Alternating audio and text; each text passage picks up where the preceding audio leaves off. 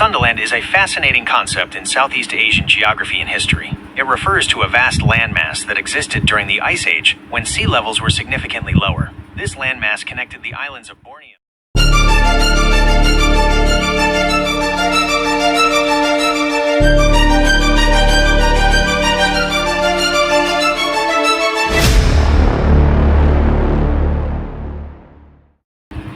Sundaland is a fascinating concept in Southeast Asian geography and history. It refers to a vast landmass that existed during the Ice Age when sea levels were significantly lower. This landmass connected the islands of Borneo, Sumatra, Java, and the Malay Peninsula, forming a single, continuous landmass. The existence of Sundaland has had a profound impact on the region's biodiversity, culture, and human migration patterns. During the Ice Age, animals and plants could freely migrate across this landmass, leading to the unique biodiversity we see in Southeast Asia today. Additionally, human populations could also migrate across Sundaland, influencing the cultural and linguistic diversity of the region. The gradual rise in sea levels after the Ice Age submerged much of Sundaland, leaving behind the islands we know today. However, the legacy of Sundaland continues to shape the region's geography, ecology, and cultural heritage. Would you like to know more about the specific impacts of Sundaland on the region? Or perhaps delve into the archaeological evidence that supports its existence?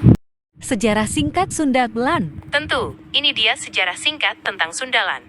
Sundaland adalah sebuah wilayah biogeografis di Asia Tenggara yang juga merujuk pada daratan luas yang pernah ada sekitar 2,6 juta tahun lalu saat permukaan air laut lebih rendah. Daratan bersatu. Pada masa itu, pulau-pulau seperti Sumatera, Jawa, Kalimantan, dan sebagian wilayah daratan Asia Tenggara lainnya terhubung menjadi satu daratan besar. Zaman es. Pembentukan Sundaland berkaitan erat dengan zaman es. Saat permukaan air laut turun, daratan yang sebelumnya terendam muncul ke permukaan. Kehidupan awal, Sundaland dipercaya menjadi tempat tinggal bagi berbagai spesies flora dan fauna, serta kemungkinan menjadi pusat persebaran manusia modern ke wilayah Asia Tenggara dan sekitarnya. Tenggelamnya Sundaland, seiring berakhirnya zaman es dan kenaikan permukaan air laut, Sundaland secara bertahap tenggelam, membentuk laut-laut yang kita kenal sekarang seperti Laut Jawa dan Selat Malaka. Mengapa Sundaland penting?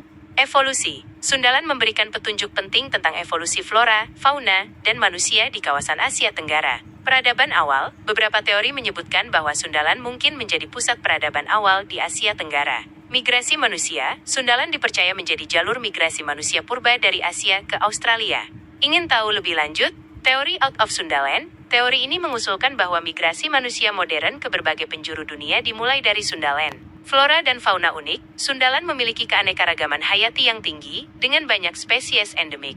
Kata kunci, Sundaland, zaman es, biogeografi, Asia Tenggara, evolusi, migrasi manusia. Apakah kamu ingin tahu lebih banyak tentang topik tertentu terkait Sundaland? Misalnya, kamu bisa bertanya, apa bukti-bukti yang mendukung teori Out of Sundaland? Bagaimana iklim di Sundaland pada zaman es? Apa saja flora dan fauna khas Sundaland? Jangan ragu untuk bertanya. Baiklah, itulah sejarah singkat tentang sejarah Sundaland. Terima kasih atas dukungannya.